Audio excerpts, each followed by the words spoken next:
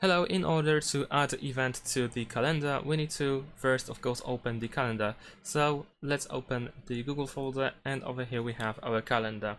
Now, of course, this is synchronized with our Google account.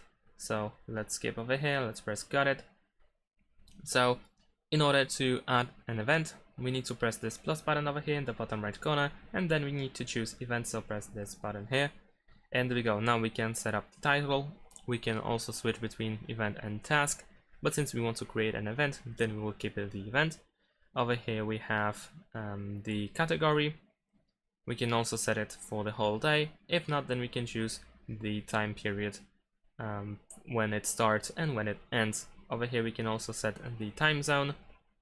We can select if we want this event to reappear in the following days or weeks and months or years. We can also set it to custom to select how often this event should appear in the calendar. We can also add different people by entering their emails. We can also go to view schedules. There we go. If you close, sorry, we don't have to close.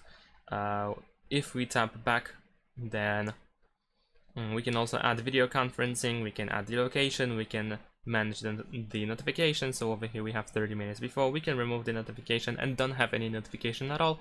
And if you press add notification, then we can select the time when you should be notified about this incoming event. So let's say I'm gonna choose 1 hour before. And of course you can add multiple notifications at once.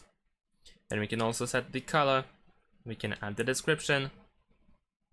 And of course we can add attachments. So if you want to add something to the event, like a photo or something, then you can do that over here. And once you are done with the configuration, you can press save in the top right corner. And that's it. Thanks for watching. Leave a like and subscribe to my channel, and see you in my next videos. Bye.